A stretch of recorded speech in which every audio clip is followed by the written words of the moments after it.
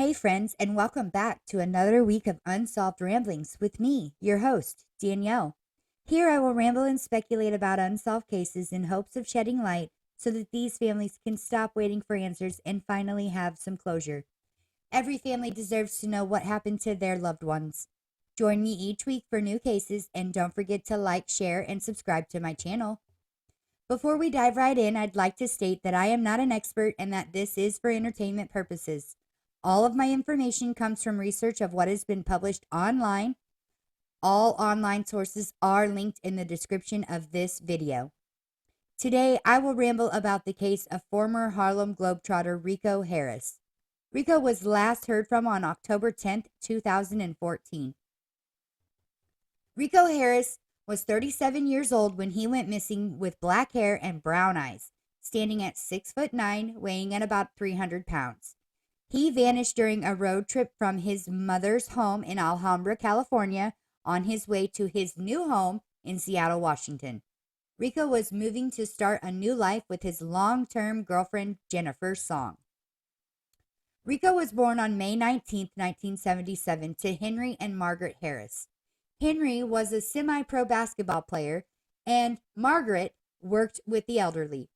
Margaret stated it was as if Rico was born to play basketball. She stated that God had given him a wonderful gift of natural talent. Rico, the oldest of 4 kids, is described as the glue that held the family together. In the early 1990s, Margaret would divorce Henry because Henry would often verbally and physically abuse her and the children when he drank alcohol, and they moved to Alhambra, California. Growing up, Rico was known for being a gentle giant. He was soft-spoken and shy, yet always had a smile on his face. He was described by friends and family as easy to like and incredibly hardworking, and he saw life as something he could use to help those around him. Margaret stated that Henry was a Pop-Tart father, always in and out of his kids' lives, but for some reason he had a very significant hold over Rico. From the time he could hold the ball, Rico dedicated his time to playing basketball. He had big dreams of wanting to play in the NBA. Rico would always be in the gym just practicing, reminisces his childhood friend David. David stated that Rico really put in the work to get to where he wanted to go. And if he got one thing from his father, it was the passion and the drive for the game of basketball. Rico always wanted to be better than his father. In high school, Rico played for Temple City High School in California, averaging 30 to 35 points a game. In interviews during the Docuseries titled Disappeared on Discovery Plus, Rico's friend David stated that Rico in high school was a very straight-laced person, making sure to avoid drugs and alcohol because he really wanted to achieve his dream of being a professional basketball player. Rico knew that drugs and alcohol would hinder his performance on the court. David also stated that he himself was the first one in the friend group to even try smoking marijuana, and that Rico would often call him a crackhead. Rico told him he was throwing his life away. Once Rico graduated from high school, he landed at Arizona State University. It's here where our story starts to take a turn a little bit, because I found several articles online about an issue with law enforcement while in Arizona. Reports say that 2 women allege that Rico and other players forced them into sexual intercourse and ultimately raped them. However, the charges were dropped because the 2 women's stories failed to remain consistent with each other. Even though the charges were dropped, the coaches at Arizona State asked Rico to sit out a season. Not wanting to lose valuable time on the court to get noticed and be that much closer to his dream of the NBA, he transferred to Los Angeles City College to play basketball for them. This is where he quickly rose to the top and led his team to their first ever state championship title in 1997. Rico then transferred to Cal State of Northridge. Trouble began brewing again because here Rico began getting into trouble and suspended for being a disruptive influence and not following team rules. He ultimately got kicked off the team. Despite the setback, he began playing for teams like San Diego Stingrays and the St. Louis Storm. He also played on a traveling team put together by Master P. Rico was finally able to land himself with the Harlem Globetrotters in the year of 2000. Okay, so not the NBA, but he was still playing professional ball and the game he loved. He was with the Globetrotters for only 2 months until he was trying to break up a fight and got seriously injured by a baseball bat. This injury caused the end of his career. Now, some sources state that Rico was abusing speed and then crystal meth back in his college days, stating that it helped him be focused and be able to stay in the gym for 10 hours just shooting and practicing. Some sources state that his drug use didn't start until after his injury while with the Globetrotters. Other sources say the reason Rico had such troubles in college and was transferring to colleges was due to his drug use hindering his playing and ultimately landing him several suspensions. After he was let go from the Harlem Globetrotters, Rico began to spiral out of control, allowing his drug and alcohol use to consume him.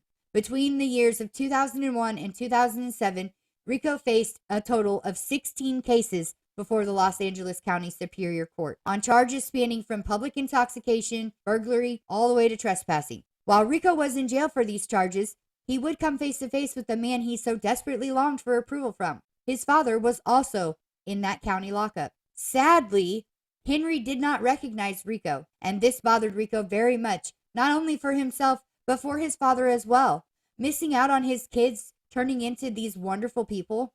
Not long after his chance encounter with his father, Rico ultimately hit rock bottom because he overdosed on prescription medications.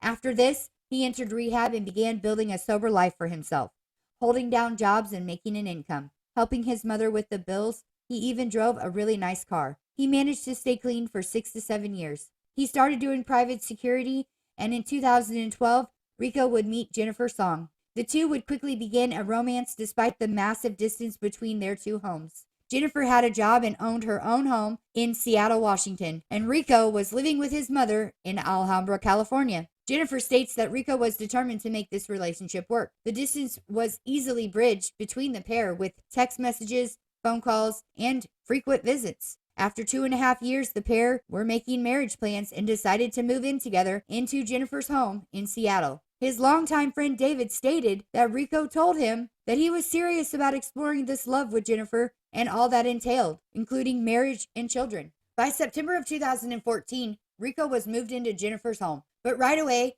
Jennifer could tell that something was off with Rico. She could tell he was depressed and sad because he didn't have a job, and he had always been such a provider. Rico was always helping his mother out, and when he talked about making it to the NBA, it wasn't for diamonds and cars. It was to provide a good life for his single mother who had raised 4 kids alone. So naturally, living in Jennifer's home, not working, would take a toll on his already fragile mental state. Rico was so depressed, he did not even unpack his belongings into her home for over a week. But in early October, things would start looking up for Rico because he was offered a weekend job selling vacation timeshares. Things were going well. Jennifer could tell that he was finally beginning to settle in. She stated that she had come home from work one day and he had unpacked all of his things. All his clothes were put away in the drawers and hanging on the hangers in the closet. She knew at that point he was there to stay. Rico even had a meeting set up with his employer on October 10th to discuss a full-time position with the company. On Wednesday, October 8th, 2014, Jennifer stated that there was something off between her and Rico. Rico tells Jennifer that he wants to spend his day exploring Seattle on his own. Jennifer stated there was a little bit of tension because he wanted to be by himself, and they normally did those things together. But she said okay, and Jennifer would head to the gym around 10 a.m. that morning. By 8 p.m. that evening, she starts getting worried and she's texting and texting and texting him, thinking maybe he is still out exploring, and finally receives a text back stating that Rico is driving through Oregon on his way to California and that he would call at midnight.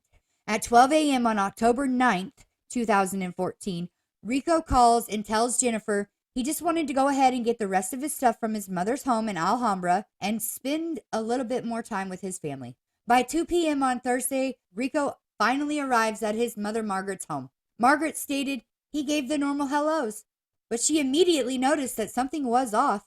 She asked him why he wasted his time to come get this small number of items, but he never really gave her an answer.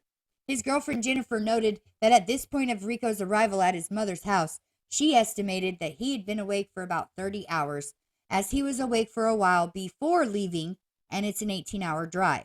Now, let me stop for a second because I wanted to find out what time it was when Rico left Seattle. By my calculations of his arrival at 2 p.m., he had to have left Seattle no later than 6 p.m. on the 8th. That includes the stops for gas that he would have to make. What did he do between the hours of 10 a.m. and 6 p.m. when he decided to drive to California? What was going through his mind at that time that made him make the decision to drive that far? What was the urgency to go get the rest of his things? That evening, Rico had dinner with his younger brother and even took him out shopping. Afterwards, they hung out on his mother's porch for a few hours. At about 10:30 p.m., Margaret tells Rico to come inside and get some rest, that she herself is going to go to bed. He can head back to Seattle when he wakes up. At 1 a.m. on the morning of October 10th, Rico calls his mother to tell her that he is on his way to Seattle. She is confused because she thought he was going to get some rest. After ending the call with Margaret at 1:30, Rico calls Jennifer to tell her he is driving home. He knows he has about 17 hours left to drive, so they settle in and start talking.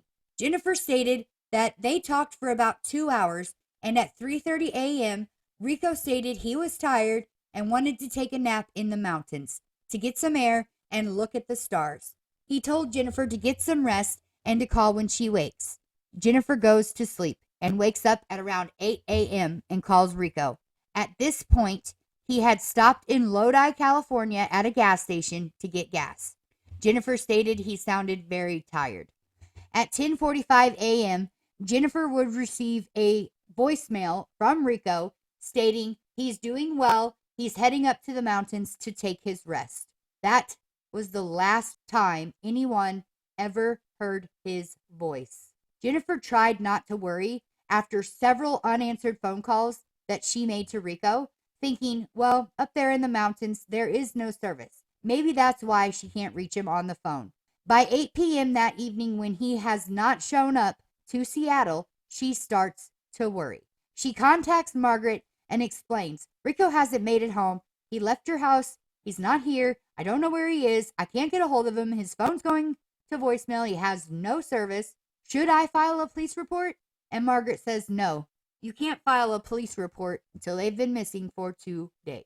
On Monday the 13th, a Yolo County Sheriff's officer locates Rico's car parked not in a lined space, but off to the side by itself at the Cache Creek Regional Park on Route 16. The officer stated that he did not find anyone to be near the car or along the road, which is located an hour northwest of Sacramento. The next morning, the officer went to check on Rico's car again and noticed it had not moved. So he ran the registration and found it came back to Alhambra, so the officer contacted their police department. The officer did report that he noticed the car was out of gas, had a dead battery as the keys were left in the car, and looked to be disheveled. There were CDs and clothes all over the back seat. On Tuesday, October 14th, the Alhambra Police Department knocks on Margaret's door, stating that they found Rico's abandoned car. When the police are asking Margaret the routine questions, where was he going? Why did he stop? What was his state of mind? That's when she learns the car has been parked there for 2 days, and she immediately files a missing persons report. Margaret contacts Jennifer to report the police found Rico's car abandoned in the mountains. Jennifer was beside herself. She felt as if she was in a dream. She stated in an interview in the docuseries Disappeared, she says, this is the stuff that you usually only see on TV, not in real life. Detective Dean Nyland from Yolo County Sheriff's Office is assigned to the case, and he starts investigating immediately. He orders Rico's phone service provider to ping his phone. Within 1 hour, they call and state that it's pinging near the Redwood Valley area 60 miles away. Detective Nyland gets all the phone numbers of the residents in that area and begins placing phone calls. He was unable to contact most of the residents, but mainly left messages on those who had machines or voicemails set up. Sources state that the week after Rico's car was found, the authorities did several searches utilizing several different resources, such as cadaver dogs, all-terrain vehicles. They hiked the surrounding areas of the rest area. They even used thermal imaging in an airplane to fly over the area and look for Rico. The investigators were unsure what they might find, but this was a search and rescue operation. All they found were some shoe prints down by the creek. The shoe prints were fairly large, and investigators did feel that they were more than likely Rico's shoe prints, as Rico wore a size 18 shoe. They also found insoles from the inside of shoes that looked to be the same size as the shoe prints, but no other signs of Rico. When one of the calls Detective Nyland made turned into a pretty good lead, hope was high. A man from the Redwood area who had received one of those messages called back. Detective told the man that there was a missing person, that they are looking for his phone, and it pinged in the Redwood area. The man tells authorities that he has the phone, but he does not know who it belongs to. The man states his wife, grandson, and himself found the phone in a backpack on the side of the road while they were out driving down Route 16. They stated the boy pointed it out. They stopped, looked inside, then walked up both sides of the highway and down by the creek, called out asking if someone was out there, and they received no answer. So they took the bag and went home. Detective Nyland at this point is so confused because the backpack was found on the side of the road 3 miles from the rest stop. The items inside were jumper cables, clothes, and the phone.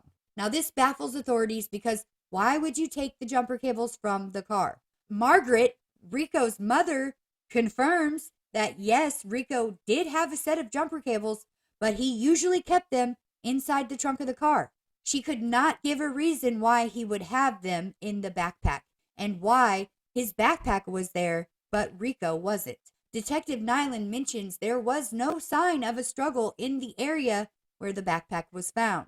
My personal theory at this point is Rico was probably under the influence of drugs. When he stopped at Lower Site, he fell asleep with his car running and the radio on. When he awoke, the car was out of gas and the battery was dead. He had run the car while sleeping, which caused the car to run out of gas with the radio on, and it killed the battery. I don't know why, but I feel he grabbed the jumper cables and took off walking to try to find someone to help him get gas and a jump. He did have his phone, but if it had no service, he would not be able to call for a ride. So maybe he did take off walking to see if he could find a place that would be better to get service so he could make a call. Why he set his backpack down and is nowhere around it is the question people are still asking. Law enforcement searched through Rico's phone, and they did find some interesting content in the phone's memory. There appears to be a video that Rico shot while he was parked at the Lower Site. Authorities are unsure if Rico was unaware that he was recording himself. During the recording, Rico appears to be having an okay time. He is singing and dancing along with the radio. He is playing with the visor and the sunroof of the car. He is ripping up paper and throwing CDs around, which to investigators explains why the car was in such disarray. Jennifer and Margaret gave 2 very different reactions to the evidence that had been found so far. Margaret thinks, okay, you found the shoe prints, the backpack, and the phone. That must mean that Rico is around there somewhere. Jennifer, on the other hand, feels that something bad has happened because she stated that he always carried that backpack like it was his purse. So when authorities told her they had found it, she says her heart sank. Authorities continued to search for Rico all around the area of the Lower Site, looking for any traces of him. They searched primarily around the creek banks and the canyons. This is a rough terrain, so if someone got hurt, it would be hard to locate them. Detective Nyland orders Rico's car to be towed from the Lower Site to the sheriff's office and has it come for fingerprints and DNA. Inside the car, they found credit cards with Rico's name, his California driver's license, a bindle, which is a baggie that's kind of twisted and tied into a knot, making it look like a corner, and it's used to store drugs in majority of the time. When they tested the bindle, they found no traces of drug residue, so most likely there was another baggie inside the bindle. Authorities also found a 20-ounce bottle that had some sort of alcohol in it. At this time, the investigators send out a massive alert to all TV news stations and cell phones, asking the public for any information on Rico. Tips came pouring in. One stated that they had seen a large black male sitting on a guardrail where his backpack was found. One tip was a couple that had also been parked at Lower Site. They stated that they saw him outside the car walking around and he seemed confused. Investigators were really worried about one piece of Rico's past, and that was the drug use. Finding the bindle in the car was a big indicator. Relying on Margaret and Jennifer, those closest to Rico, Detective Nyland pried deeper into the recent days and months leading up to Rico's disappearance. He soon found out that Rico had relapsed in June. He had told Jennifer and his friend David that he had started drinking again. Jennifer was under the assumption it was once, maybe twice. David stated that Rico was trying to get a hold of his addiction. Investigators believed that he had in fact relapsed and was under the influence of crystal meth when he started on his trip from Seattle, because when he arrived at the Lower Site parking area, they estimated he had been awake for 50 hours, just over 2 days. After 1 week of Rico being missing, a tip came in from a trucker who had spotted Rico walking near the Lower Site parking area. Investigators are elated and they head back out there to search again. They find more shoe prints that are fresh, but still didn't find Rico. If there were fresh shoe prints, where was Rico for an entire week? How did he get back to the Lower Site area after being missing for 7 days? And where did he go for those 7 days? 1 month into investigating and searching for Rico, they decide to send out cadaver dogs again. The dogs did alert to a deep pool of water in the creek, but when investigated further, nothing was found. Authorities were hopeful of finding something, thinking if Rico had returned looking for his car and took off again, that he had succumbed to an injury and they would at least find his remains. But nothing turned up. The investigation goes cold. No new leads, no contact from Rico, no new sightings. As the weeks and months go by, both Jennifer and Margaret begin to grow frustrated with the lack of leads and that they are so far away from the investigation. They both feel that Rico's substance abuse has undermined the investigation at times. Jennifer and Margaret have used this tragedy to remain close with one another. They have been very proactive in trying to locate anything or any information they can on where Rico might have gone. After 1 year of Rico being missing, Margaret started working with other people who have had a loved one vanish. She stated that she uses it as therapy. Detective Nyland assures the producers of the docuseries Disappeared that he continues to follow up on every lead in Rico's case, that he also monitors his credit report looking for any new activity or identity theft.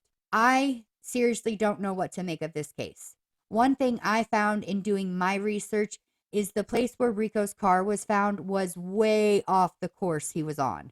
And when I searched on Google Earth the Cache Creek Regional Park Lower Site, I followed the road a ways back towards Sacramento, and there was also another parking area that Rico had to pass in order to get to the Lower Site.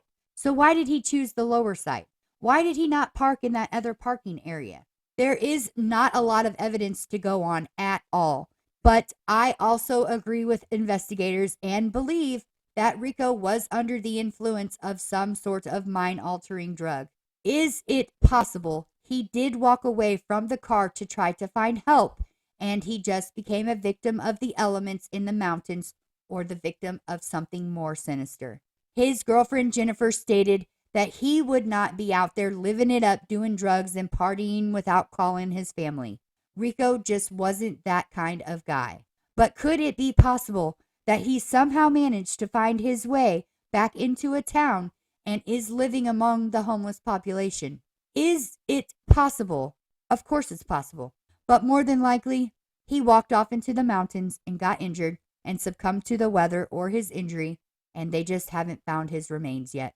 I also wanted to explore the idea or the possibility that this could have been a deliberate suicide. Oftentimes, people will want to go see their family. They will often buy expensive gifts for their family, especially something valuable. They often go off on their own. I mean, Rico did all these things. He suddenly needs to see his family for no reason. He tells his girlfriend he wants to go to the mountains for a rest. He's videoing himself in the car, unsure of whether he knows he's videoing himself or not.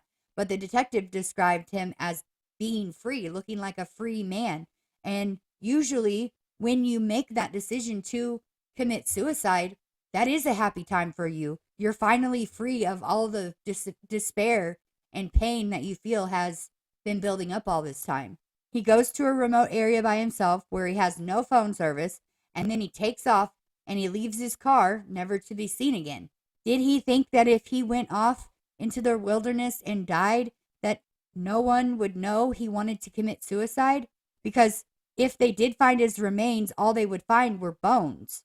No one would even be able to tell how he had died. Did he leave his backpack behind to intentionally throw off investigators? Was this Rico's state of mind? No one will ever know. All we can do is speculate. Rico is still missing, and this is still an open missing persons investigation. It has been almost 10 years since Rico went missing, but his mother, Margaret, never gives up hope, and she begs to know what happened to her son. She stated that she does not want to die not knowing where he is. If you have any information regarding the disappearance of Rico Harris, please contact the Yolo County Sheriff's Office at 530-668-5280, or you can call the We Help the Missing tip line at 866-660-4025. What a sad story of a promising young man with a very bright future ahead of him, getting so close to finally reaching his dreams and allowing his drug addiction to win and then vanishing without a trace. That is going to wrap up this week's episode of Rico Harris. What do you think happened to Rico? Post your opinions and speculations in the comment section of this video. You can also follow me on Facebook and Twitter at Unsolved Ramblings. Remember, friends, it is up to you to like, share, and subscribe. Help me bring more attention to these cases so these families can be that much closer to having some answers. Thanks for listening, my friends, and as always, ramble on.